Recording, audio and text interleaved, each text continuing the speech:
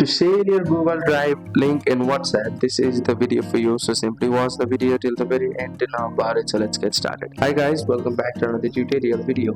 Now to share a Google Drive link or folder link on WhatsApp is quick and useful when you have to send our large file, documents or photos or videos. Now the first thing which you need to do is that you just need to open the Google Drive on your mobile phone. So you just need to search for the Google Drive app, or if you know where it is, you may simply open it by clicking on the option of Google Drive, and from here you just need to find the folder or the file which you want to share or want to get the link of. And after selecting the file, you just need to tap on three dots which is next to it, so tap on it, and from here you will see the various option of share, manage access, copy link, rename, change color, and all of it. So tap on the option of copy link like this. Now from here you just need to go to WhatsApp on a device, and from here you just need to paste the link to the person you want to send. So if you want to send it to someone, simply paste it like this and click on the option of arrow like button at the very right of the screen. So this is how you can paste the copied link on the WhatsApp messages. So that's it. That's how you can share a Google Drive link in WhatsApp. Thank you for watching the video. Please don't forget to like the video and subscribe to our channel. Thank you.